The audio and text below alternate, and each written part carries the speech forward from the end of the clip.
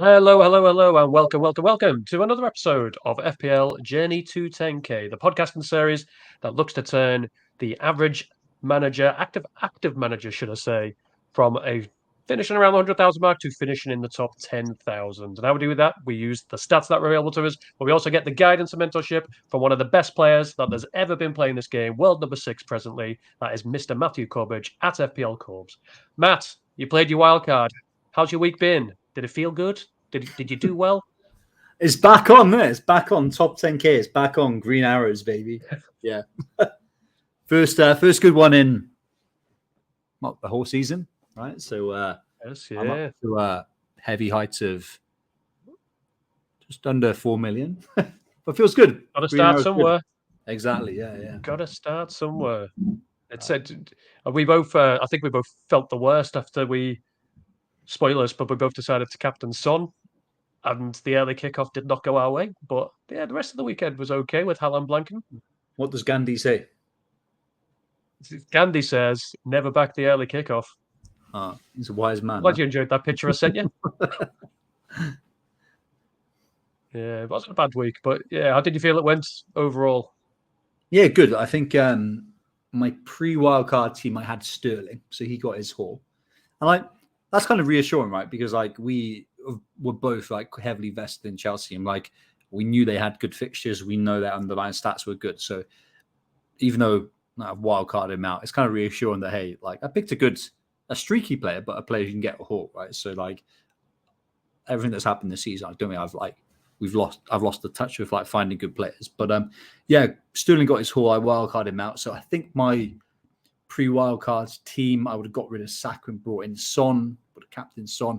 I think I'm a net 4 or 5 points ahead of that. So not a game-changing amount, but it's kind of nice to have a kind of fresh team. It's nice that the two United midfielders, Bruno and Rashford, they blanked again, which was good. So it's good that we and myself as well, we kind of kicked them out. So yeah, it was a really good game week, and I got a bit of luck, right? I was looking on quite enviously that everyone's had a random haul, right? Your hauls weren't random. You had Matty Cash, but it was a bit of a unknown beginning of the season. So people have had Onana, people have had Johnston, people have had Leno, people have had just random people scoring some goals, and I got Pau Torres. So he came on as a sub. We'll discuss Torres. Don't you worry. That'll be coming up. So yeah, that was particularly enjoyable. And then some of my personal nemesis, these guys, these XG overperformers. So Julian, Alvarez being the top, but they kind of blanked as well. So yeah, happy with how it went. Good week. Yeah, I did panic when I saw United ended up winning 2-1, and I thought, away we go. Bruno and Rashford amongst the goals. Yeah. And then it was obviously big Scott McTominay. Everybody buy Scott McTominay. What a player. Oh, get him in for the next game week. I've heard Rashford's going to be benched McTominay just as a Roman line there. Yeah. Just in case people think we're being serious, do not bring Scott McTominay into your team unless you want to plummet in the ranks. And then feel free to do so. But yeah, we might as well share how we got on. As you say, we've both managed to pull in a green arrow for it's either the first or second time this season. It's not happened too often. But yeah, feel free to run through your team, and I will be bringing up the Torres when you get there. Yeah, good. So I got 59 points, game week rank of 1.1 million, which I think anything less than 2 million these days is really kind of pretty positive. So kind of really happy with that. Areola with just a 1 point, which is probably a bit of a disappointment. Pickford got his clean sheet. And I think Everton have been low-key really good. Decore is being kind of good. Calvert-Lewin's looking really good as well, since he's come back into the team and making a difference.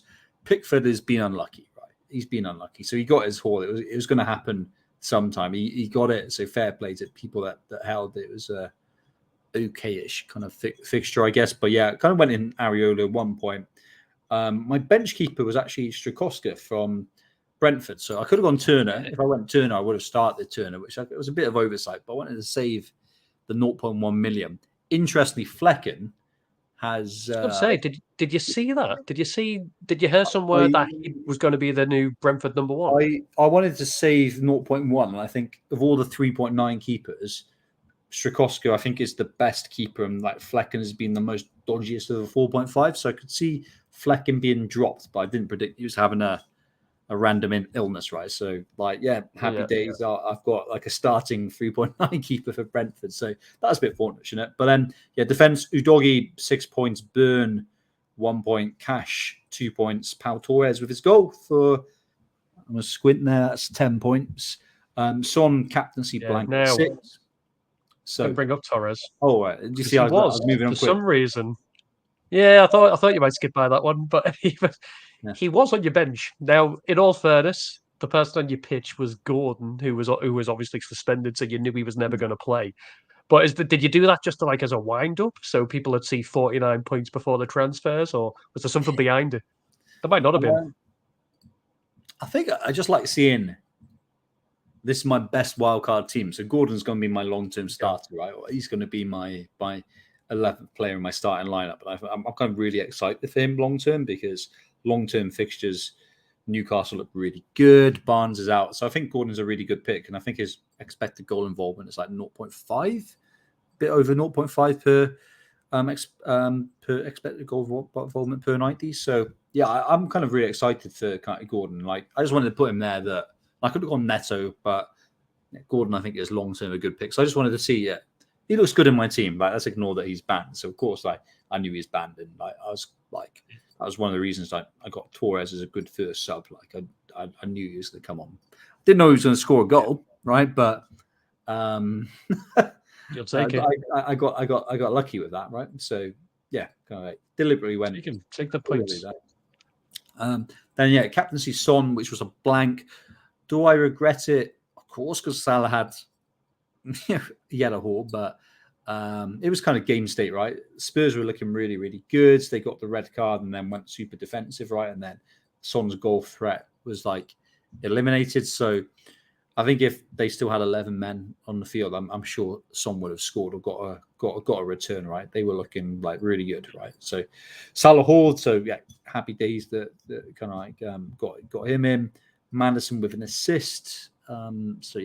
Pretty acceptable. Watkins up front, Haaland up front, and Darwin. So Watkins and Darwin got an assist each, no bonus, but like happy days they got some points there. I mean, Darwin expected goal involvement. Like the underlying stats didn't say this, but like looking at, I didn't watch the game, but looking at some highlights, he was always in a really dangerous position. So on another day, he could come out with 20 points, right? So I was a bit disappointed with 5 points. I was hoping for like a mega haul, if I was being honest and expected. But so I did watch it. Obviously, as I keep telling the world on this podcast, I'm a Liverpool fan. So I did watch the game, and there was a point. So the penalty that Liverpool won was Szoboszlai getting pulled down. Darwin gave the ball to Szoboszlai, who had basically an empty net to put it in. So that could have been a second assist. And Liverpool played a formation which was like a 4-4-2 with a diamond, and it was Salah and Núñez up top.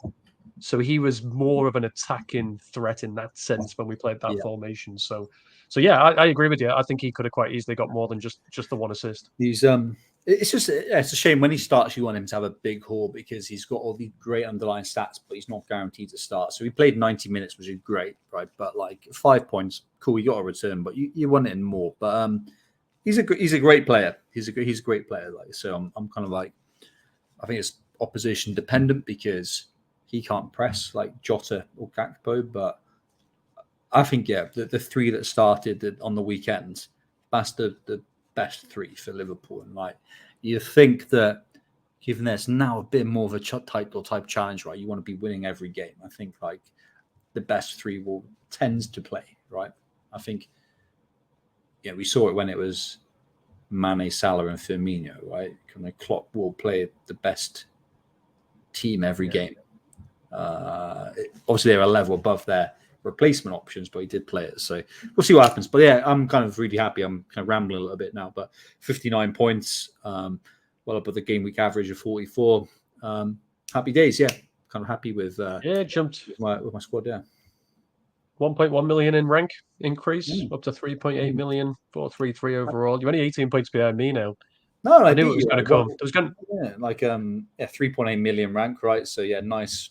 What's that? Kind of over up from 5 million. So yeah, looking good. And yeah, probably the second game week of the year that I beat you. So yeah, like It'll come.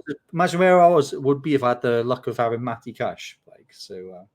And look, Keep that grinding. was a genius call, Big Batty Cash. No, that wasn't even And luck. all those friendlies playing on the left wing. No, that I mean, you had logic there, and you said I want to play him these weeks, and you played in those weeks, and he did score. But like, yeah, you're on one of them.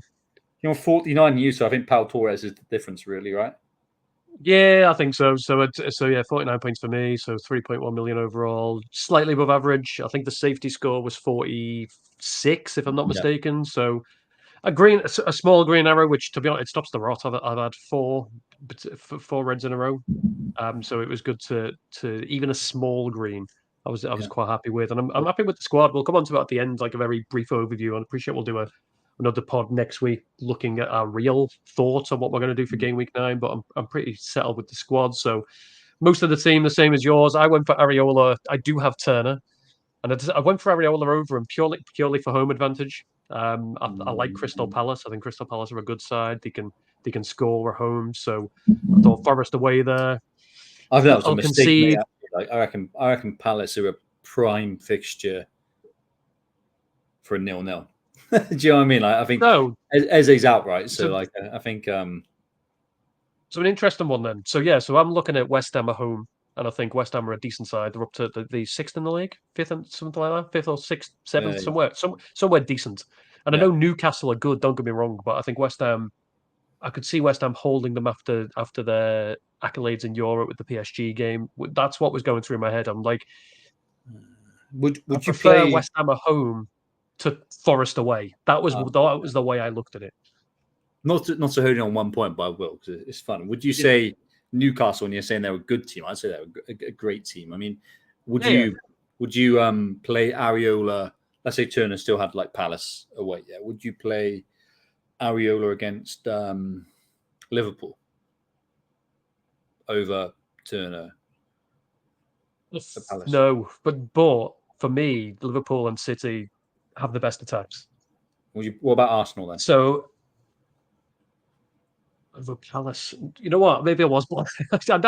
No, I wouldn't, because I think it's like a lot of people, like myself included, like because like I'm happy I've got Gordon and Burn, but like Newcastle have got to view them as like a solid top 4 team. I think sometimes it's like you think of the traditional top 4 and top 6 maybe, but Newcastle are well established there now, right? And they have been for like the last 12 months. But I'm playing devil's advocate, but I would have played Turner if I kept him. But I saw a few when I had a look at a few in my league that have the same keepers as me, and they did start Turner. Obviously, worked out to be the right move. But yeah, I'll have a think. That's a learning point for me this week. A learning point is to always play Turner. Yeah, always played every week. You know what? I will be playing him next week because he's got Luton at home, so I'll definitely have Turner on the pitch for that one. But yeah, the only other real difference in the defence, so I've gone for Pedro Porro over Udogie. I thought about the extra 0.2 million. I'll come on to this because we're going to talk about why we picked him soon. But I like having Porro. That's the of all the Tottenham defenders, that's the one I want. And then Castanha's a little bit of a cash pick. I need him for certain game weeks. Unfortunately, this week for me, he only ended up 2 points because Fulham decided to get an own goal. Otherwise, he'd have got the clean sheet, but not quite. Midfield, same 3 as you. Went for Son, captain. 1 point more than the Haaland captain's got. So that's there was over 5 million of them. So if anything, it was a better pick than Haaland. Maybe not as good as Salah. But again, the reason I went for that is I'm looking at the opposition. They're both away from home. Brighton are just a better team than Luton. So for that reason, I went for Son. But as you say, as Gandhi says, never back the early kickoff. So that'll be a learning point for me. Maddison with the assist, Salah with the haul. And then Gibbs White. I was on Diaby. And I looked at the Villa fixtures for the next 2, and there was a question mark around his fitness. And I just, the Wolves away, well, they've just beat City, so their tails will be up. And then this week they've got West Ham. I just didn't fancy the triple up in the end, so I ended up moving them out. He ended up on Gibbs White for, again, I'll come on to it, but a bit of a short-term punt. Didn't quite work out this week. Got me 3 points, but that was again a point more than Diaby. I like Haaland. when I saw Gibbs White. I like Porro as well. I prefer Porro to Udogie, and like Porro was unlucky, right? He could have. I don't know what his expected goal involvement was, but like I swear he was like missing. When I was like just browsing on Twitter, I swear that he was like people saying he was missing open goals and stuff like that. So he could have fought. And I think he does look better than Udogie. I like Gibbs White too as well. Like Gibbs White, what put me off was long-term fixtures, not short-term fixtures, and also I had in my mind like he was dropped, but like then I know he was just rested really. So he's key to their team. He's probably on penalties, I think people are saying, and he could have got an assist. Do you see that that run? I can't remember who in the Forest squad did it, but it was it was a good pass. But like, yeah, Gibbs White kind of passed. He volleyed it back 30 yards to the centre circle, and then that guy just like dribbled it and nearly scored the goal of the season. So like, you nearly got an assist, a jammy one, but 100 points. That's what you're telling me. It was all about the pass, that run. Oh, definitely. All about the pass, of course. But I like it. It's a bit rogue, but I do like the Gibbs.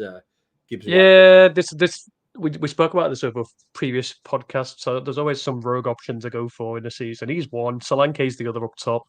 Again, he's more of a. They're good picks to make. Like a mod, if you want these geeks who just likes getting told what to do by some of the models, I bet they would say Solanke's really good because he's on penalties. Like penalties, he's nailed to play. Gibbs White is nailed to play.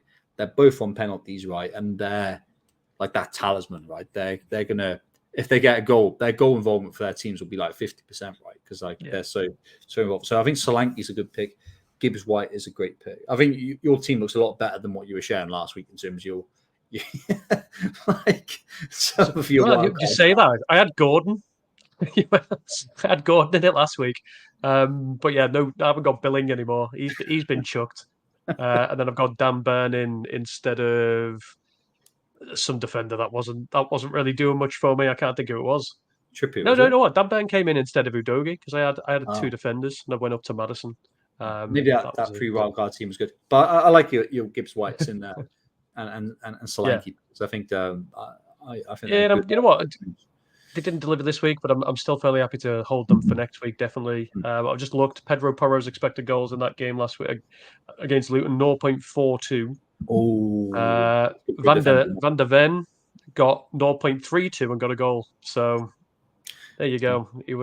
He could have quite easily got one. Not Julian Alvarez would have got 3 goals with that sort of expected goal involvement. Absolutely. Right? Absolutely. Skill levels. He's not a great finisher. But up to just over 2.4 million, 2.39 total. But yeah, I'm the important thing for me is I'm happy with the squad I've got. But talking points for the game week, 2 green arrows. I have to celebrate that again, obviously. That doesn't happen that often so far. I'm sure it's going to increase in frequency going forward. But Salah. So Salah got 15 points, 2 goals. Liverpool's fixtures are turning very, very nice starting game week 9. Do you think he's a must? Oh, yeah. Yeah, obviously that's a simple answer, but I think it's expected goal involvement now. He's like overall, not like per 90, but like overall he's like 2nd or 3rd and kind of looking really, really good. So he's a must. He'll still be on penalties. Liverpool looking like really good from an attacking point of view. He was just one of those players that we like a lot of people overlooked, which is a shame. And the shame is I overlooked him anyway because I put in Rashford, who I didn't really like, as well as Bruno Fernandes for those fixtures. Like you could have gone in a cheap midfielder and Salah, right? So the people who went Salah from the start, they went with the right option, right? To be honest, because he's been really good all season, and kind of kicking myself a little bit that he's the best FPL asset ever. And I kind of considered him, and then thought, hey, that's not enough. I want to spread my funds for that kind of balanced, heavy midfielder. It didn't work out. Like some good players, like the best player, like Like I wouldn't even call him a rival because he's just better. Like Fabio Borgi, he kind of went for Salah from day one, and like that was a really good pick. So yeah, Salah is not. I wouldn't say he's become a must. He's been a must. He is a must now, and like he has been for quite a few weeks. Yeah. So you think you mentioned in there his expected goal involvement is actually number one. He's ahead of Oh Haaland. right, Expected goal because involvement. of his like assist potential as well. Yeah, fair enough. Yeah, so he's been expected 9.662. Haaland's not far behind. He's 9.43, but Haaland has also played an extra 23 minutes. Salah's actually underperforming. Expected FPL 0.65, he's on 59, so he's slightly underperforming his stats by a goal. Mr. Penn, isn't he? But Mr. Penn, that would be. Mr. Yeah. But and then he put in the rebound, which was good. But Yeah, thank you. you think about that, and Salah. So his fixtures are going to be a turning because he's been away at Newcastle, away at Tottenham, away at Chelsea, who you said they're the only team that have won every game with expected goals. He's also played West Ham, he's played Villa, he's played Brighton, he's had those first 8 games, difficult fixtures. Yeah. Now they're going to turn, yet he's still top for expected goal involvements. Yeah, I think I couldn't imagine not having him. he's a There'll be a lot proper. of wildcard played this week to get him, but if you haven't got him, I think you need to do something to get him, right? Well, that's an advantage that people who wildcarded recently have already got Salah. That's a big advantage that they've got over people who are wildcarding in game week 10. Because the people who are holding, they'll probably still have that heavy midfield, and they may not be able to get to Salah without a hit. So you got Salah for another game, like against Everton, right, where you think he will kind of score big. So it's a big advantage. But like, yeah, he's a must, and I think historically he's been quite a flat trap bully. I'm not basing this on stats. I'm basing it from just memory, but I can always remember like Salah hauling against the weaker teams, and he's got this kind of really nice run. So, I think he's probably, I'd say now, like over the next 5 game weeks, he's, well, not really 5, probably the next, up until the blank game week that Man City got. When's that game week? 18, I think. 18. He's probably the most important player in the game. I would say he's the best FPL asset between now and almost at Christmas time.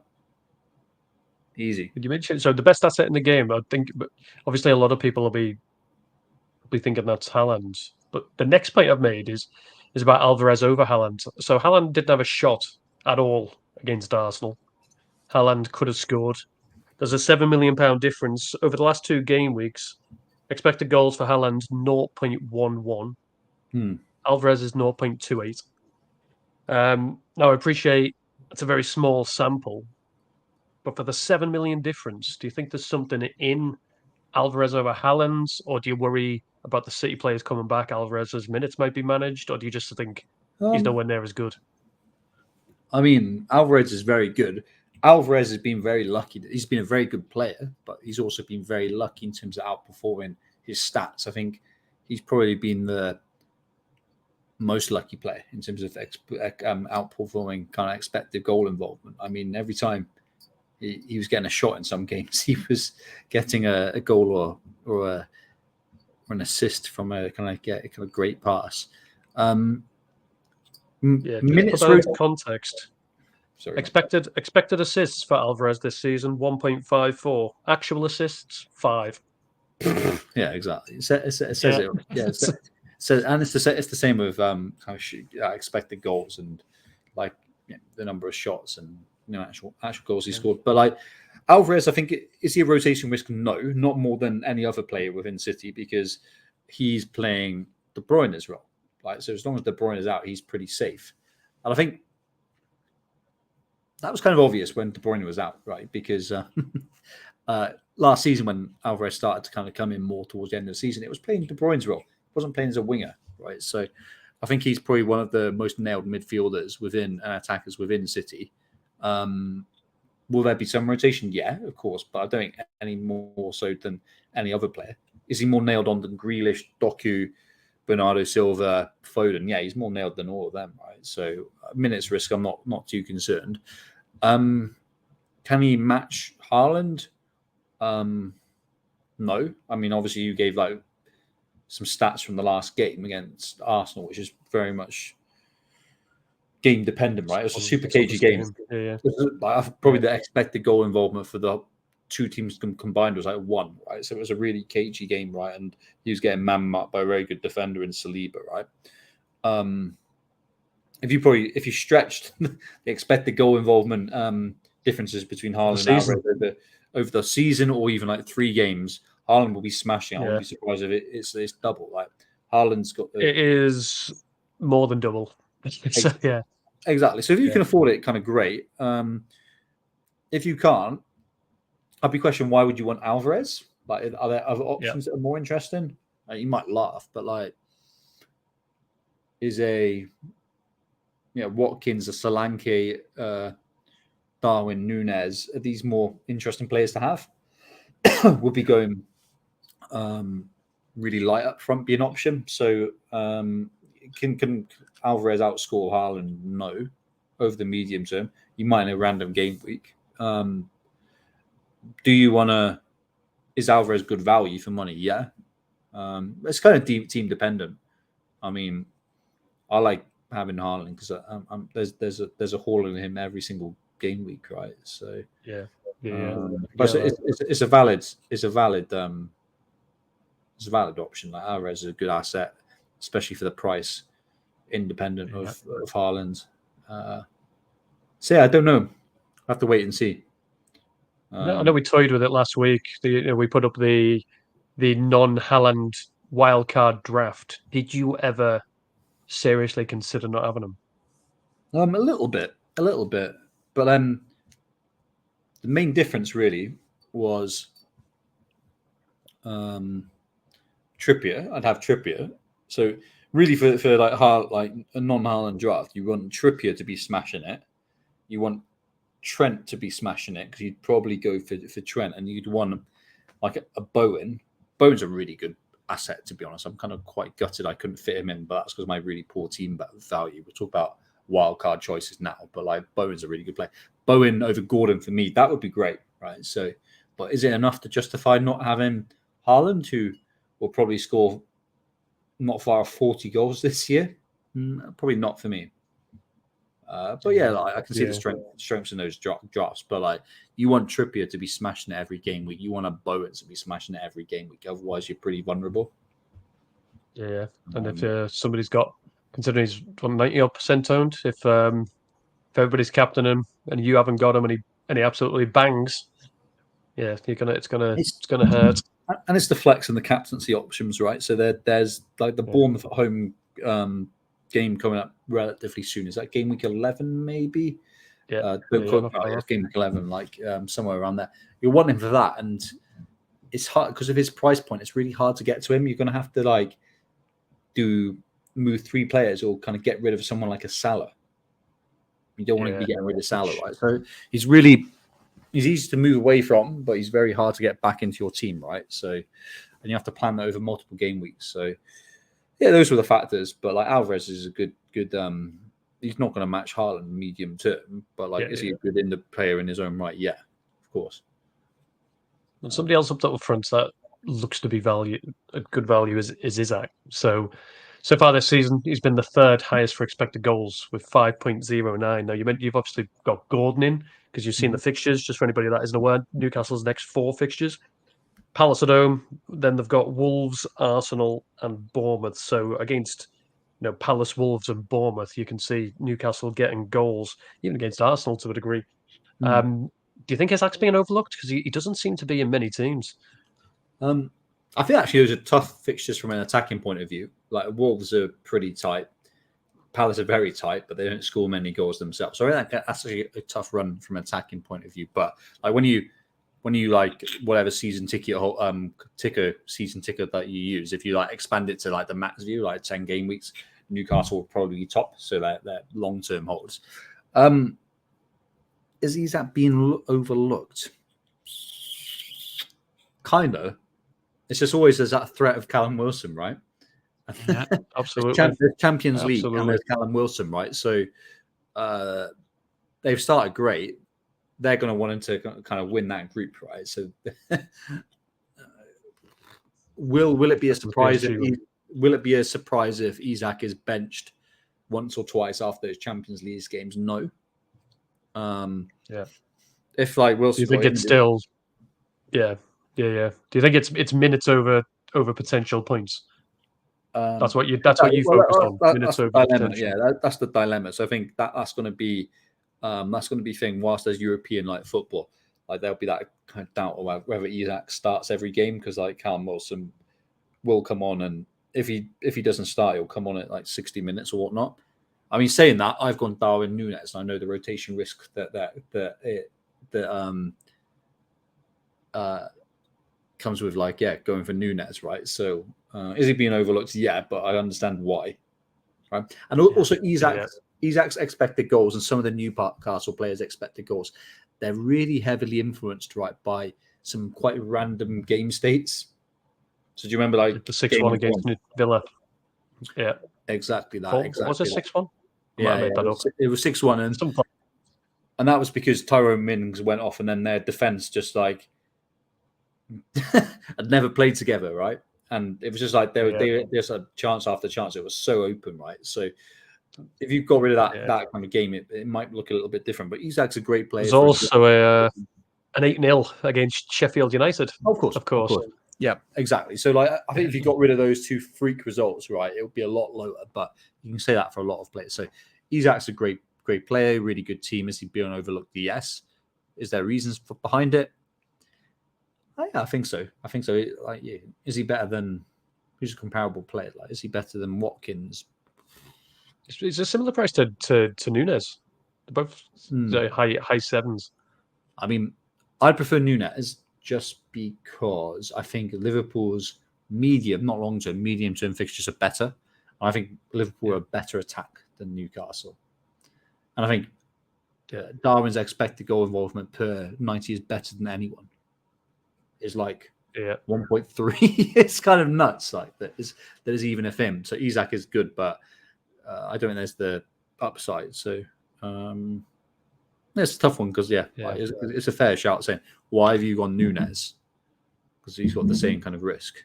So I think probably all over the shop there. But like simple answer that you were looking for. Is he being overlooked? Yes. Is there a reason behind it? Yes. Yeah. Got you. We'll talk about Núñez. We'll move on to why we picked who we picked. Now, some of them we ran through, last week, and some of them clearly picked themselves. But there's certain players in your team there that made people be like, oh, I wonder why you've gone for them. For example, Torres, Darwin Núñez. I suppose just a breakdown. You give me a bit of grief for having Gordon in my team, but he's ended up in yours, so I'll be interested to hear your thoughts behind Gordon. It was more like your double pivot of Gordon and Billing, less so than Billing than Gordon. You did say you like Gordon. In all fairness, it was the Billing one that I think was putting you off. I think you helped me out actually. It kind of did open my eyes. I hadn't really considered Gordon, and a lot of my wildcard drafts that I shared last week had Eze, and Eze was a really glue player because he's the main man at Palace. Great expected goal involvement. So he's been really underperforming stats, but I don't really care about that. I think that evens out after time. He's on all set pieces. He's on pens. He plays all game, every game, right? He got injured and he was a gift at 6.2. So he was making a lot of things happen. So I was like, shit. So I was like double Spurs defense. And then I was going for like a Eze and a Son, Salah and Bowen midfield, these sort of things. But with Eze being out, I was like, midfield options become a lot more sparse. I probably need to go Maddison in midfield as well, which I'm kind of glad I did. So it was like, okay, do I want to massively? Yeah, I had to get a cheap midfielder who was going to kind of start, and then really the options were the Corey, who could have been quite interesting because he's getting great stats and getting great returns. But I was thinking it's an Everton player, and it's just kind of a bit random that the Corey is doing so well, right? So I was considering Decore. I was considering Neto from Wolves, who got his assist again. So he's on really nice form. He's been on a ridiculous form. No, and he's got good stats. Good stats to back it up. And he's like a very good player as well, right? Ignoring fantasy, he'll be a player. Who knows? Like a bigger team might kind of go in for him. He's kind of a very good player. Full stop. I was just questioning on Neto. Yeah. What's that? Six in 6 games in a row. Neto has returned for 6 games in a row. He's got an attack and return. He don't have a haul in him, does he? Though, because I think he loses a lot of possession. Yeah. His bonus points are pretty low. His baseline bonus, and like I just was thinking, do I want a Wolves team player in my team long term, or is it going to probably annoy me in a couple of game weeks? And I kind of concluded that I don't trust or know enough about Wolves to want like someone as a long term starter, ignoring how good Neto is. So I was thinking I don't really want Neto, and then who else I called? I considered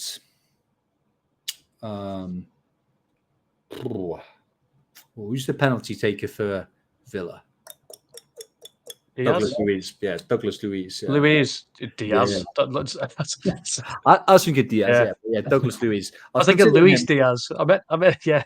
I was considering him, but like, do I want a box-to-box midfielder? Probably not. Like so, Gordon, even though he wasn't playing that game week, I thought he's playing for a great team. He's hopefully nailed because he's been playing really well in his like main competition. Barnes, I mean, it's just out long term. Yeah, good team, a great fixture. So I was like, yeah, I'll go for Gordon. So I'm kind of really happy with Gordon. He's got good underlying stats. Like his expected goal involvement is not far from 0.5 per 90. So yeah, I'm really happy with kind of Gordon as option. So kind of went Gordon as a bit of a curveball. I think Areola, everyone should have him like he's a gift at his price. So like a solid team, he concedes a lot of shots, but low quality shots. So he can hover up those save points and bonus points. Strakowska, I kind of mentioned why I went over him over Turner. Maybe a bit of regret because I would have played Turner last game week and probably this game week. He got 6 last, and I thought he might be dropped, but I don't think he's going anywhere anytime soon. He is a good keeper. Strakowska could be an interesting one because I've saved 0.1. I wanted that money in the bank, and Flecken is either ill or dropped. It could be a combination of both. So. Yeah, I can play Strakowska against Burnley next game week, which is cool. Burn, pretty self-explanatory, right? It's going to get a top 4 defense for 4.5. Udogie, I think you had to go heavy on Spurs, didn't you, this game week? So Udogie, I got him at a lower price.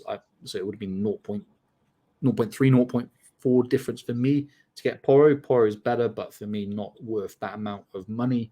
I had a really low team value as well when I hit the wild card. My team value my raw team value when I got rid of all my players was 99.2.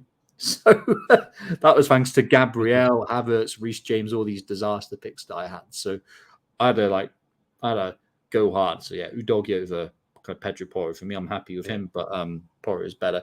Cash is cash. Like he played a winger again, so kind of great player. Son, like no brainer. Salah, no brainer. Haaland for me, no brainer. Madison, no brainer. I went for a Burnley defender, Taylor. So I went for Taylor as my cheap defender. I got him at 3.9. It's because he started the last 4 or 5 game weeks, full 90. So he's in their first 11. That's kind of a nice thing that he might get 1 point, 2 points here and there if I need him. I went for say Chucky because I can't pronounce his name. But I kind of went for a 4.3 from kind of Chelsea just because I don't think I need to go that deep into my bench and I want to save money. Watkins was an interesting one. So like Watkins felt like a no-brainer. He scored 23 points. I think he scored points. He's returned every game week, I think. So really consistent. Beginning of the season, we said he's a bit like a mini Kane in terms of his performances. Villa obviously got great long-term fixtures, and this is what I was looking at my team. I was picking at who's got the best medium and long-term fixtures, and Villa and Spurs and Newcastle were coming out. I kind of think there could have been an option to save some money there and gone Diaby over Watkins and maybe got like a Solanke instead. So I could have Diaby instead of Gordon and maybe Solanke instead of Watkins. That could have been quite interesting, but I didn't really consider that until I saw some teams without Watkins. So I think he's actually controversial, but I think he's dispensable, and I think Diaby could match him. So I went for Watkins, and then the two remainders that I mentioned, Pau Torres and kind of Darwin. So I wanted a 4.5 defender who's nailed to start all game weeks and had some decent fixtures when I may want them to kind of rotate him. had a couple of options. Torres was one of them. A Palace defender was another. Right, and I probably wouldn't have gone Anderson. I would probably gone for a cheaper option like a Mitchell or a Gahey. Yeah, Palace defender. I could have looked at a Chelsea defender as well, like a Cole, or like when I would rotate them in, they'd been good. But yeah, I just could look. I looked at Torres, and it's kind of like a field of green, like games coming up, and I know he's going to play every game week, and I don't have to be like too smart with rotation. I'll be quite happy benching him in other game weeks because he's not an attacking defender. So I got lucky with his random return, but I think he's got a bit of goal threat from set pizzas. So yeah. But then Darwin Núñez, I kind of just said I really liked Liverpool's fixtures, and I didn't want just one Liverpool player. I wanted to make this wild card count and like make the most of Liverpool's kind of upcoming fixtures. And like Darwin, I kind of accepted to myself that I can live because his stats are so good. I can accept the odds benching, and I was kind of still thinking Gakpo is out, right? So he may come back soon, but he may be kind of benched he may be injured a little bit longer, and I'm kind of confident that Darwin is the best 9, right?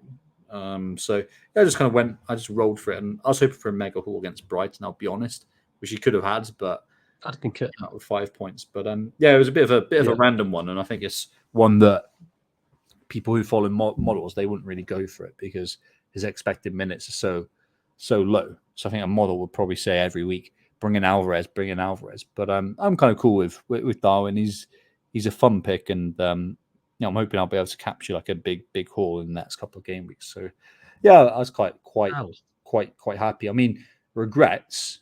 I mentioned Bowen. Bowen's great. Bowen is kind of like great and probably accessible if I went for. I could have moved things around, right, to kind of like potentially accommodate a Bowen. So I would have loved him. Trippier, obviously, everyone would want him, but he's just extremely expensive. So he got another assist, and he hovers up the bonus points. So yeah, that I couldn't really afford him because I kind of gone big throughout. I've gone for the 3 strikers and whatnot. Yeah, I'm quite happy. I'm quite happy with where I am. I mean, those are the two that potentially got away, but quite hard for me to fit them in. Yeah, so all good. And like your wildcard team has got a similar structure to mine. So you've gone to I think 10 plays the same, 5 a bit different. And you just on the Darwin Núñez. Yeah, 3-4-3. Yeah, I just like that.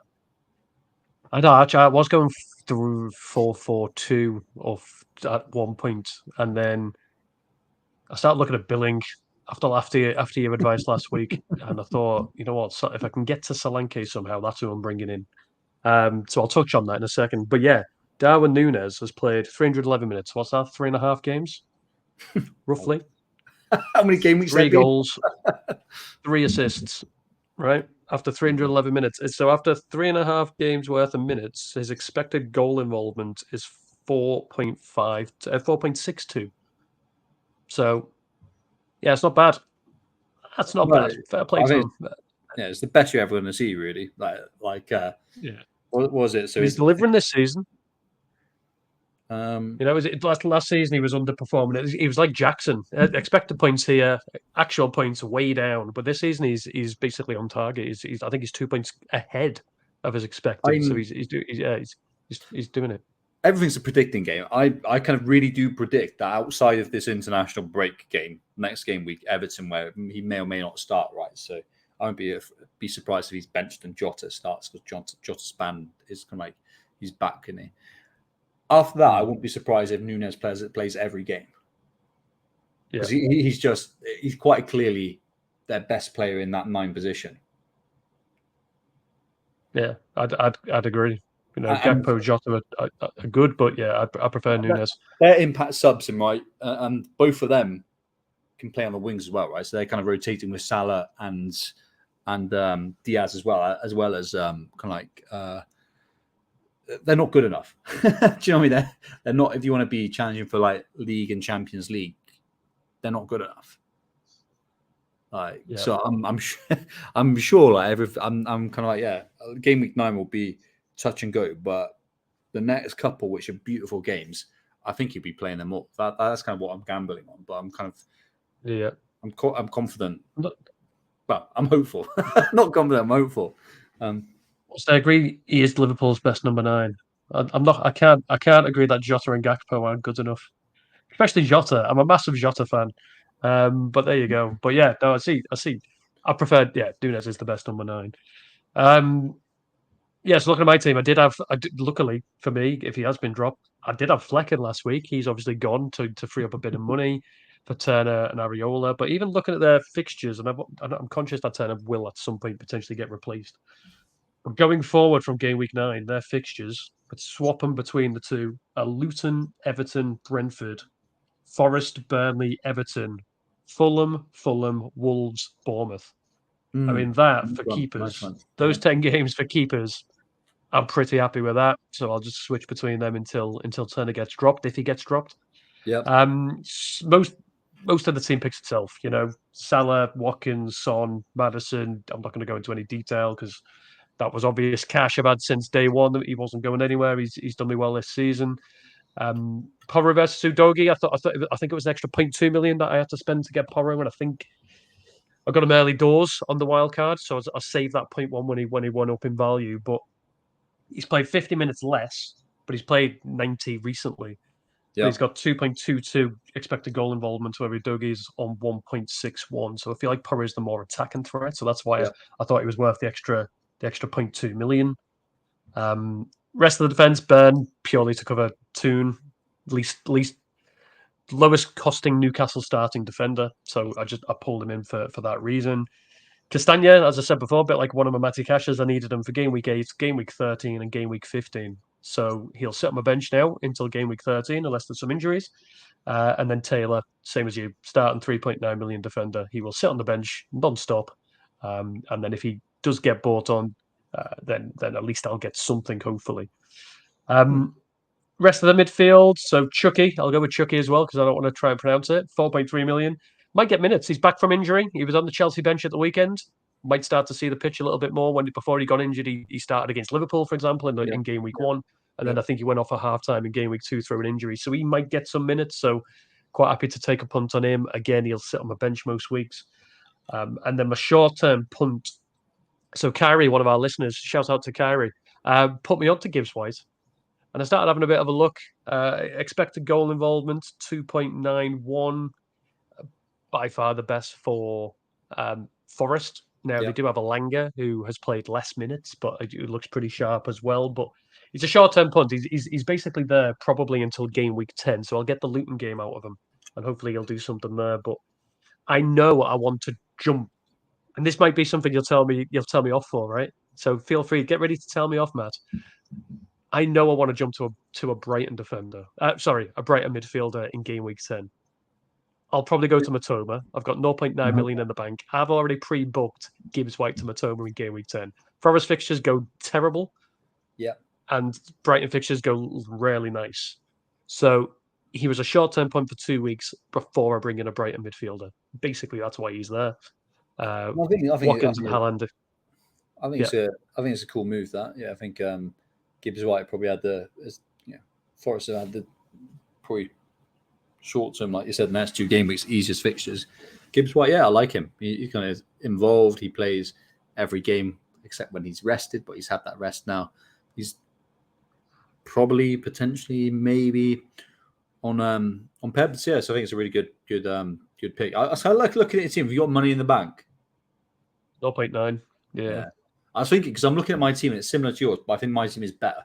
Like, so obviously, it's your team. Like defense, if we're looking at our starting ones, let's say Burn, Cash, and then you got Porro. I've got Udogie, so they're kind of like for like, but Pedro Porro wins that narrowly. Then we got Maddison, Salah, Son, the same. You got Gibbs White.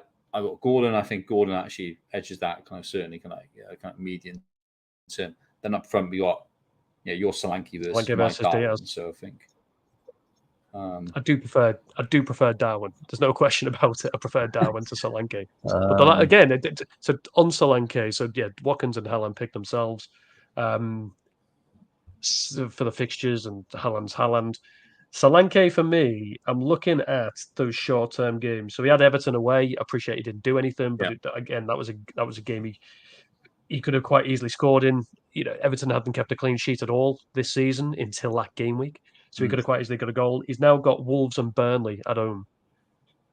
His expected goal involvement is 3.48, despite the fact they've had a really tough start to the season. Bournemouth with fixtures, Yeah, you're really right. tough start.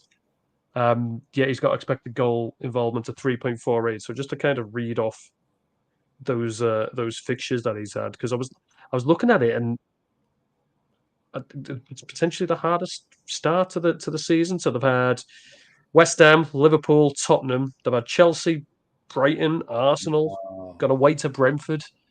Like, It's tough fixtures. that's a terrible start. Isn't it? Like, so like, I think I'm gonna take credit. I swear I mentioned. I'll get the timestamp. I swear I mentioned Solanke last week. You did. Absolutely, you did. Solanke, to be honest, he's the type of player who can start ticking away. He'll get a pen. He'll get a goal every other game. Like he'll tick away, and then he'll probably outscore a glamorous pick like Nunes. Like I won't be. Yeah. I'll be very disappointed, but like it wouldn't surprise me. So I think he's a really solid pick, and I'm surprised less people went there. He's a very, very solid pick. Like no worries about him, right? He can score a goal in many, many ways. He's got easy fixtures. You can sit on him for 10 game weeks. Happy days. I'll sit on for the next two probably, but then their fixtures. You'll jump for like Haaland or something like that. You'll jump onto him or some kind of. I'm thinking. I mean, I'm probably giving it away. What I'll discuss in a bit, but I'll probably end up.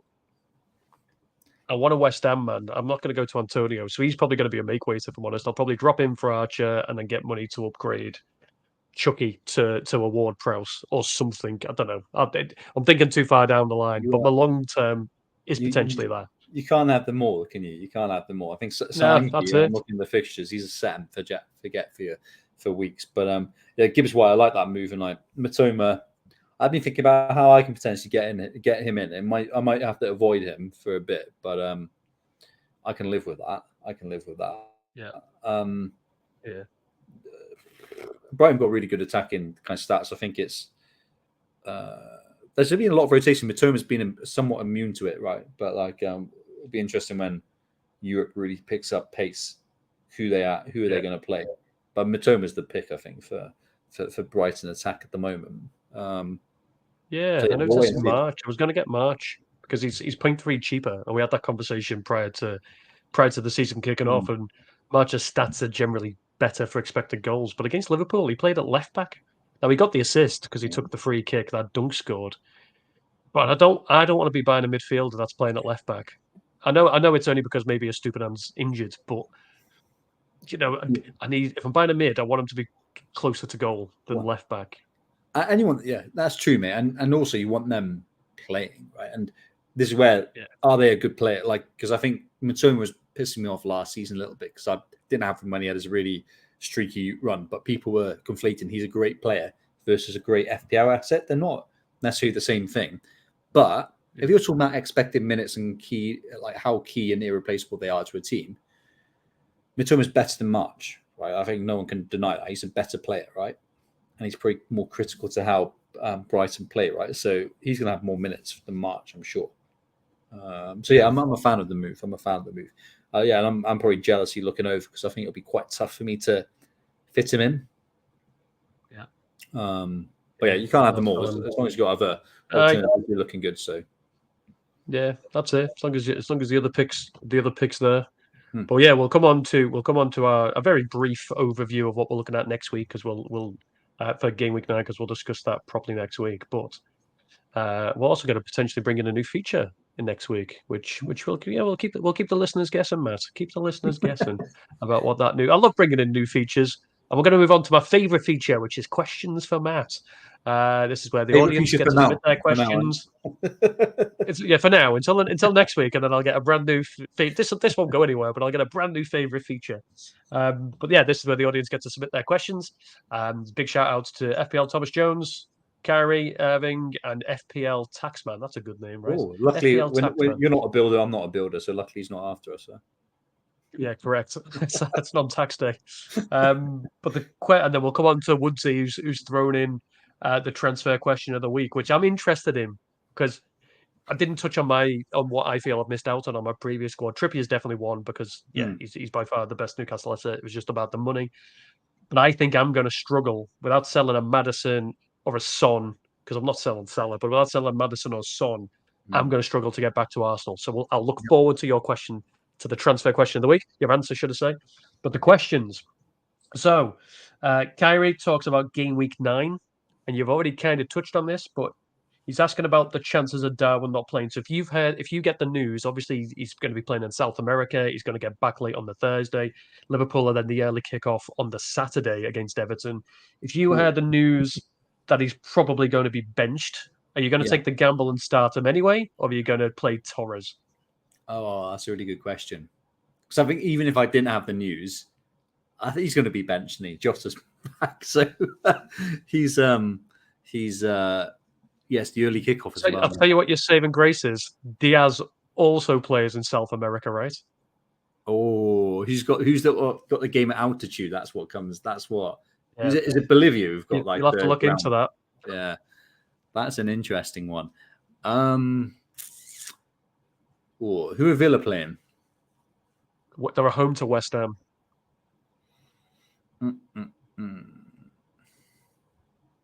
Or do you bring Chucky in? Throw him in the mix. Yeah, who's he playing? So they're Chelsea. He's on my bench. I'll tell you that much. And there's a reason he's on my bench. I don't think you it's can see how much we're just winging it. We're just. He's got Arsenal. He's got Arsenal at home. And if you want to know who Taylor's got, he's away at Brentford. I know that because Strakowski's starting for me. But I'd probably play Darwin Núñez, just because if he's that jet lagged, hopefully he won't come on as a.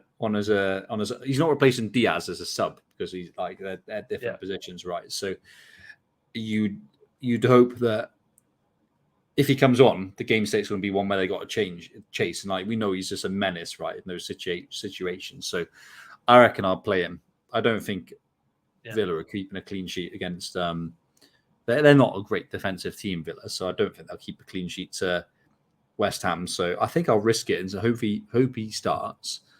And if he doesn't start, I'll hope that if Liverpool are comfortably winning, he won't come on. If he does come on, it's for a reason, right? And that's after 60 minutes. He's got 40 minutes of the extended injury times we're having this season to try and score a goal. And he's done that, as a sub. So I think I'll play him. I think I'll play him. Yeah, I think he'll play him. But I don't think Torres has a good enough fixture. You don't have good enough fixture for me to start him instead. Yeah. He bagged 12 points off the bench against Newcastle. Exactly. So yeah, if he's coming on, if he's benched, he's coming on for a reason, right? You'd think so. And I think is it League Cup like in the midweek then? So like he could start. Do you know what I mean? Like play him and then rest him midweek. You're not going to play him in the League Cup, so play him. Talking out loud, Pau Torres doesn't have a good enough game to kind of for me not to miss that upside. So yeah. There you go, Carrie. If he starts, it's going to be beautiful. If he starts, yeah. You know what? That's going to be so be fun. I'm 18 points ahead of you. I'm not even going to be mad. If Darwin Núñez is the reason you overtake me, I will be delighted because he'll be bagging, and I will be more than happy to see that happen. Moving on to Thomas. Thomas wants to get to know the man behind the team, Matt. Oh, okay. So Thomas is asking, what's your ultimate comfort dinner? His, just in case you're interested, Thomas is a big bowl of scouse with bread. If you don't know what scouse is, it's a traditional Liverpool dish. It's a beef stew, usually boiled with onion. Delicious, mate. But what is yours? What's your favourite? Welsh version is lobscouse. Interestingly enough, right? So kind of similar. There you go. Oh, ultimate comfort food. By the way, from the listeners, every week I want somebody to throw in a question to learn more about Matt and not as FPL. I'm definitely a comfort eater. I was feeling a bit annoyed yesterday, and then I just ended up eating a massive share bag of Doritos for lunch. But that's not my comfort food. What is my comfort food? Oh, big greasy burger. Like I'm a fiend for a burger. Yeah. Yeah. 5 guys. I love a Five Guys. I love a Five Guys. I don't discriminate though. Yeah, Any any any burger. any It's burger, all good. I'm all there. And like I think the last time we went out for dinner together, we ended up in Byron's, the burger joint. So yeah, there you oh go. yeah, I should have known the answer to that before it even came. yeah. I think I was influencing that a little bit, weren't I? So I must wasn't go. complaining. I was not complaining. Next time you're here, I'm going to take you to Bread Meets Bread. Hold me to that. But there you go, Thomas. Burgers. Burgers is the answer. That's FPL so Taxman. basic, isn't it? That's so basic. It's not. It's Oh not well. an incorrect choice. I am. Oh well. I'm pizza and burger. I'm with you. I'm Yeah. with you all the way. Taxman. So he's thrown in a question back to FPL. He wants to know about your FPL Have you thoughts done on your this. return? So he's compared Soberslay and Sterling, right?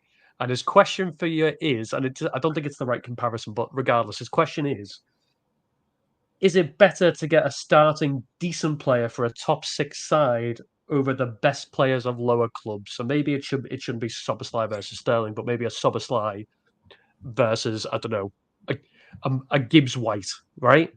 So appreciate again, or McAllister versus Gibbs White. One's playing in an attacking role for Liverpool, probably not going to get the expected goals and assists of the front three.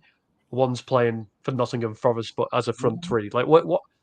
Where do you sit? Do you sit with pick the players for the best teams or on the individual?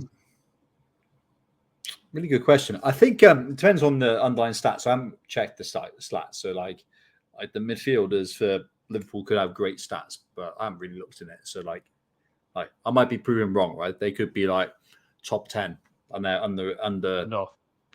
underperforming. Yeah. Like I would go for good fixtures, good teams, good players. Like, but I'm saying that if there's a lower team with a talisman who's nailed, they're on pens, they're on like set pieces, they're very attacking. I'd favour that. I'd favour that. So, I loved your likes of Zaha back in the day. Do you know what I mean? I kind of like. Yeah. I love those, or Richarlison when he was in Everton, right? And indeed in kind of Palace. I think those sort of players are kind of really, really good. Yeah. So I would go when you're talking about central midfielder, right? I'd definitely go for a Gibbs White over those guys. Certainly, I'd go Sterling. But yeah, it's all about like, to be honest, like for me, I don't overcomplicate it these days. Before I might have done that, but maybe before I was a better manager. Like these days, I just look at the fixtures and then the underlying stats. Like if the underlying stats are looking good, I'd go for it. So if McAllister's underlying stats are better than a Sterling's, and then they've got a great fixture on, I'll go for that. But then if they're not, I won't. I bet if you looked at Gibbs White's stats now, they're probably better than a McAllister.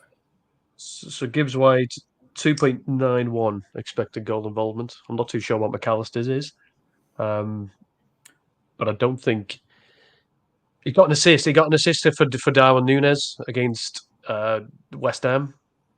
I don't know whether he's got anything else from a return. Hopefully you've got it there. Yeah, I've got hotel Wi-Fi, so it's all powered on the laptop. It's all slow.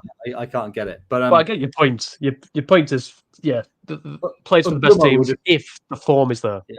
Mboma would have been like a prime option when he had great fixtures for the first 5-6 game weeks of the season. He was on penalties in every single set piece, and people knew that before going in.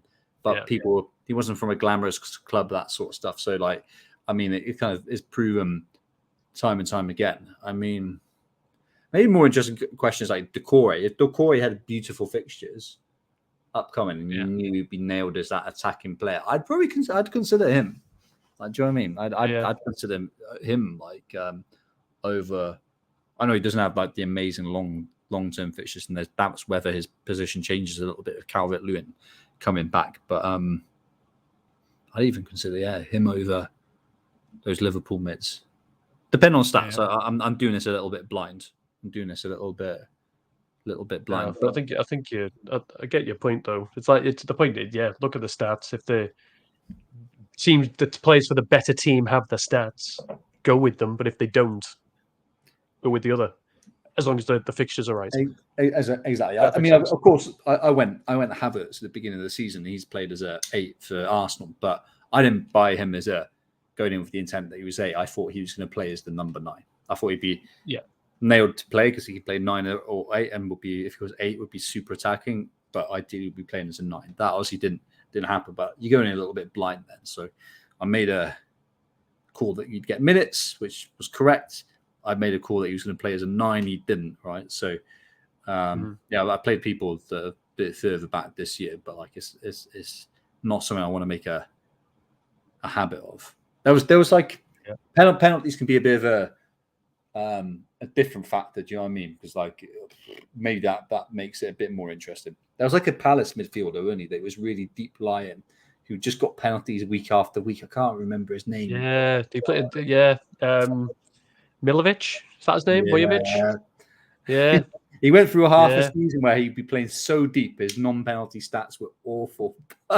He would always haul because of he was on pens. So yeah, pens and set pieces are a bit of a game changer for those sort of things. But I've answered this in a really long roundabout way, but I'm saying it's a no for me.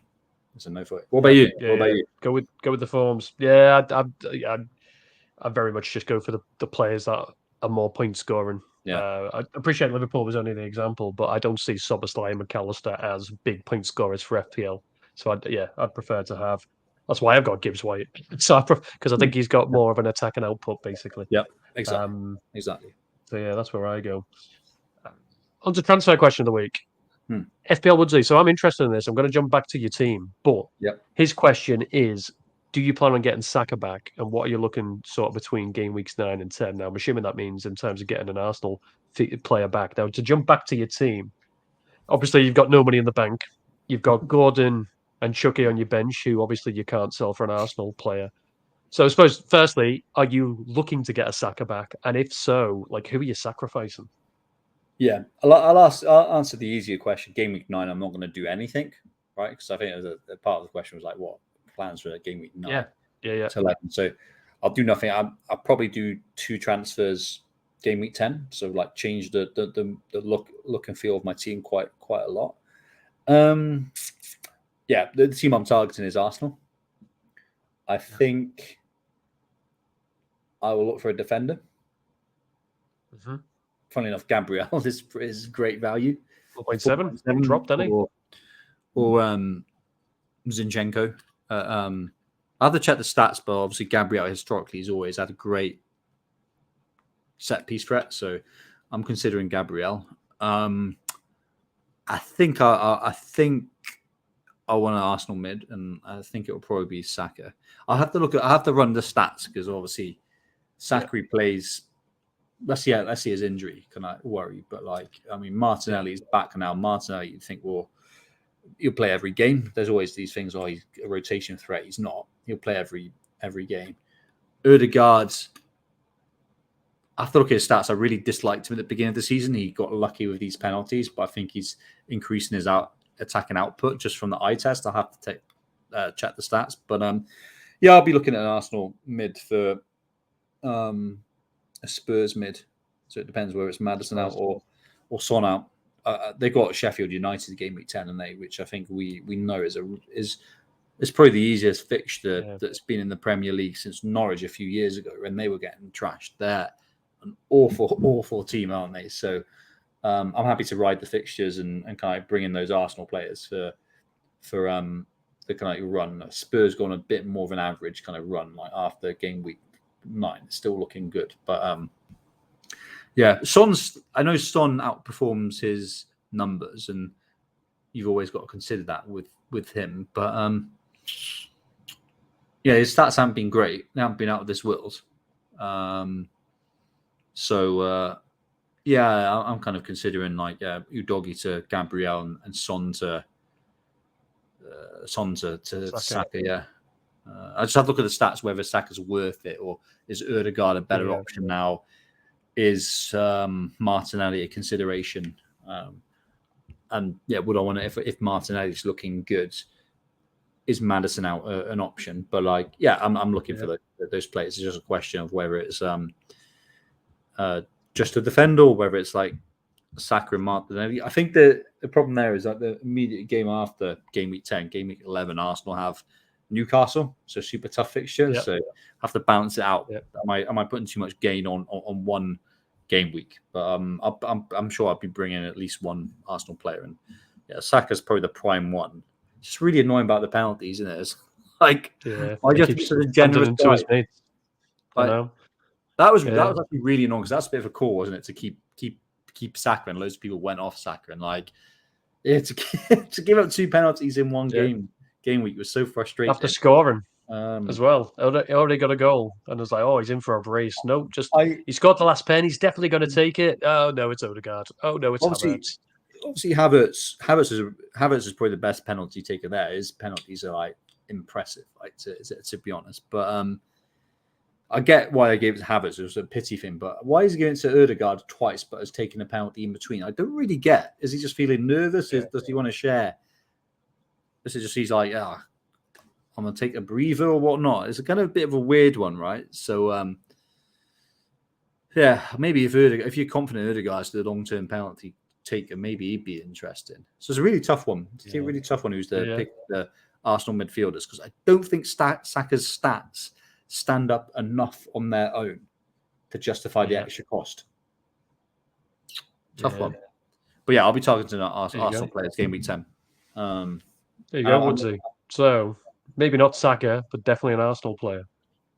Yeah, I'm sure I have a defender at least, but I want a midfielder, and I'm not going to be naive. I know I have to get rid of a Spurs mids to enable that, but you got to play the fixtures and be smart with it. So yeah, I think it's on the cards. Look forward to discussing in about 2 weeks who that will be that you're going to be taking out. But we'll move on again very briefly, just looking at our plans for game week 9. I say briefly because we'll discuss this in detail next week as we get into the game week leading up to game week 9. Same as you. My initial thoughts, you kind of touched on it before. I probably won't do a thing. I played the wild card, looking at taking week 9 into account as well as game week 8. And by pure chance, every single one of my players is playing at home. That was not done on purpose. That's just the way it's turned out. Looks good though. I'm quite happy. Yeah. I'll run through it for those that are listening over being able to watch this, or anybody on Spotify. But I've got Turner in net. He's at home to Luton. Then everybody's at home, so I'll just read the teams. But Cash, West Ham. Burns got Palace. Porro's got Fulham across the midfield. I've then got Maddison and Son who are playing Fulham. Salah against Everton, and then Gibbs White against Luton. And then up top, Watkins has got West Ham. Solanke has got Wolves. And then I'm probably going to give the captain's armband back to the main man. I think City will be hurting after 2 defeats in a row. So he's got Brighton, and Brighton's defence does not look great. So I'm going to give the armband back to Haaland. But reading that out, having a look at the team, I mean, I don't feel the need to make any transfers, so I'll leave that the way it is. Other considerations I've already touched on. I think Gibbs White will probably move. I've got 0.9 in the bank. Gibbs White will probably make movement for probably Matoma in game week 10. And then I think I'll probably carry the other one. I think I worked it out that game week 10 that I don't really need to make much of a change either. So probably carry the other one. What about the Arsenal mids? Yeah. This is what happened a couple of weeks ago, right? So Maddison and Son, I didn't have any of when Tottenham had that really easy fixture against Sheffield United, and I was shitting myself in the entire game, and they ended up doing nothing and I didn't get them in because the fixtures then turned. So I don't. Other than that one game week, I don't like Arsenal's fixtures that much. I'll look closer to the time. I'm not stuck into these thoughts, but I might be willing to ride the one good fixture out, and then maybe look at them again in the future. I know what you mean. Like for one game week is probably a bit of a stupid place. So like I was talking just like off the cuff. I have to look in more detail. I mean, Watkins out could be an option, right? Because there's Jesus. Yeah, I mean, absolutely. Yes, he's always injured. Yes, he can't finish anything. But like, if you read on Arsenal player, I think are they the same price or they must be similar price? Jesus was a bit more. Did he not start at 9 million, Jesus? Oh, well. I might be wrong. I'll check now. He is... So I don't love Watkins, What? He's 8. He's the same price. Exactly the same price. That could be an option, couldn't it? That could be an interesting option. If you want a 1 game week punt and then you're going to save your other free transfer, Watkins to Jesus, and then if you want to transfer him back, you can kind of do that. That could be an option. I don't love losing Son. But the problem you've got if you move Watkins to Jesus is Watkins plays Luton at home that game week. So you probably don't want to sell him. You're probably thinking, "Nah, leave him in." Yeah. So I'll probably dodge there. But Arsenal. So they have got that Sheffield United at home game, but they've got before it Chelsea away, after it Newcastle away, then they've got Burnley at home. So they've got a really nice fixture. Then the Brighton away. Then they've got Wolves. So it's a bit of a mixed bag. So I'll decide close to the time. But and again, we'll discuss this in more detail next week. But for the time being, I'm looking at that team, happy with the starting 11. I'll just roll the transfer, give myself more information after the international break. If something changes, there's injuries and stuff. Obviously, my hand to be forced, but at the minute, I'm not touching that at all. It's just going to sit happily until the game week kicks off. And but moving on to yours, so all yours are also playing at home again, probably by pure chance. No, it does look good. No, it does look good. Szokoska. So Flecken is injured or dropped, so I'm quite happy playing Szokoska at Burnley at home versus Areola Villa away. I think that's quite a strong. That's a better game, so I think that's kind of cool. Cash obviously against West Ham, Udogi at Fulham, Burn against Palace. Very happy with that as a defense. Maddison, Son, Gordon. So Gordon's back in, and I'm looking forward to it. And Salah, Watkins, Darwin, and Haaland. And Haaland, like Darwin mentioned, I want to play him because he may start. Like that new info of Diaz is obviously away in South America as well. And I think there's a League Cup game that players could rest in the following midweek. If Darwin's coming on, he's going to be coming on for a reason to score goals. So I think I'll go the upside, benching Pau Torres as my first sub. Haaland captain. Brighton is a really prime attacking fixture. Brighton are a very good team, but very bad defensively. So I'm kind of cool at backing attackers against Brighton. They're going to hammer them, I think. Like Rodri's back as well. So Rodri's being out for 3-4 game weeks, which has coincided with that reducing form. In my opinion, he's the best player in the league, right? So it's super critical. And then a lot of these players are coming back as well. So I think they'll be ticking a lot better than they have been. They've still been all right. So back in Haaland and hopefully this will be the game week where the people who went to Haaland less will get punished. This is going to be brutal. Fingers crossed. Fingers crossed. Another, just the 4 goals will do, right? Again, this is why you got him, because would you be surprised? No, I would not. He can bag a hat trick every week, and that's it. There was that game week last season where he at home to Man United or away at Man United, and he got a hat trick and 2 assists. In any game, he can bang. So he was never going anywhere. Yeah, I'm feeling confident with that. But loads of players looking good. Son could be a captaincy option. Salah could be a captaincy option. Fulham and Everton both at home respectively. Those are really good fixtures. So it's looking like almost a better game week for both our teams than this week around in terms of the fixtures. So it's good to see. Good to see. But I'll definitely be saving the transfer unless there's some random injury news, and then I have two free transfers to then reassess what I want to do. So Brighton and Arsenal are the teams on my watch list. Talking out loud, it might be harder than I think to get to Arsenal, and I've got to think of the longer term impact. I'm kind of happy where I'm at. A lot of people will be wildcarding game week 10, I think, because of those fixture swings. I know it was on a previous pod, right? Someone will say, "Hey, kind of why were you targeting game week 8? Why was I targeting game week 9?" When game week 10 had a great fixture swing. I agree, really good point. But for me, I was targeted because I was jumping off Chelsea assets. I had a lot of Chelsea assets and kind of United assets as well. But game week 10, people will be wild carding. It'd be interesting to see how they set up. I would imagine people will have 3 Arsenal. 3 Arsenal, maybe one Spurs. It'd be interesting to see the blend of like Villa players and whatnot. But yeah, I'll be rolling. This is the week we need. Yeah, this is the week we need them to perform. Game week 9. Like Salah punished people, and it's Salah. Yeah. He's still got such an low ownership. I was kind of shocked that it's nice to have like such a good player, and it's like their effective ownership is like 40%. Yeah, I saw that. I was there with the people, even with the captaincy armband. Whoever did, it was only about 500,000 people that captained him. 5 million for Haaland and about 1.5 million for Son. But you can't captain Haaland in game week 9. Do you know why? Early kickoff. You can't do it. You just can't do it to yourself. It'll backfire. Wasn't that Liverpool that had the early one?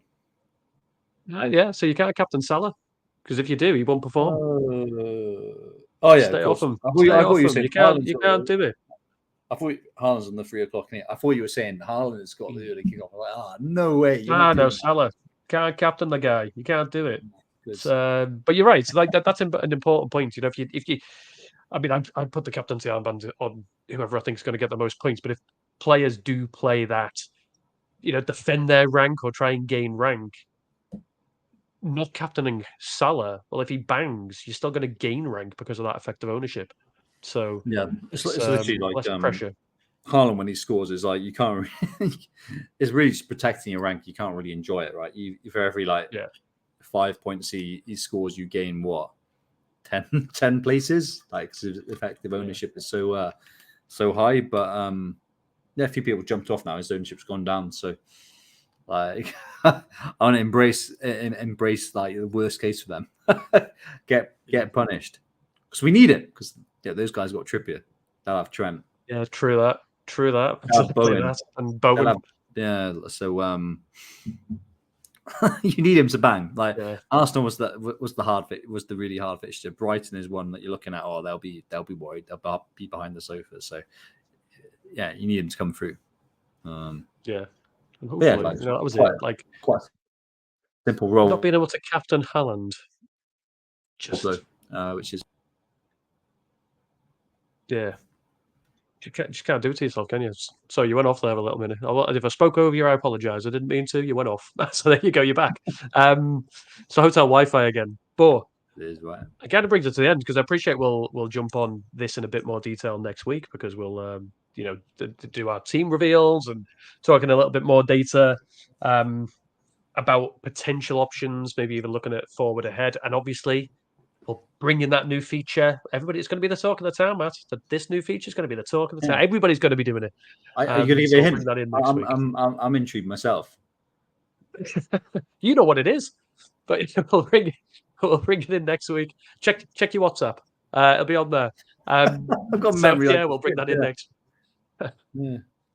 But thank you for joining me this week. I appreciate it. Always nice to come on with a green arrow right and a little 1 million rise in rank. So hopefully we'll both get the same next week. Another green arrow with all those home fixtures we've got. Have you just read it? Just read what it is? It's a good feature. It's good, isn't it? It's going to be good. We're going to enjoy it. So we'll see. We'll hook them. We'll hook them already. But yeah, thank you for joining us, and no doubt we'll see you next week, Matt. Thank you once again. Look forward to it. Well, thank you to you, the listener, for joining as well. Whether you're watching on YouTube or you're listening on Spotify, very much appreciate it. I know we always ask every week, but all that stuff of give us the likes, give us the subscriptions, the follows. We've actually jumped to 210 subscribers, Matt. So there's a little raise in a week. So that's pretty cool. So thank you to those new subscribers. But if you learned something from us, please give us that button so other people can find us as well. But more importantly, hopefully you join us next week. Best of luck with the international break. Any tinkering you do with your squads, try and enjoy it without football this weekend, or real football, Premier League football. But we'll be back next week to discuss Game Week 9 in a bit more detail, and hopefully we will see you then. But until then, all the best, and thank you again.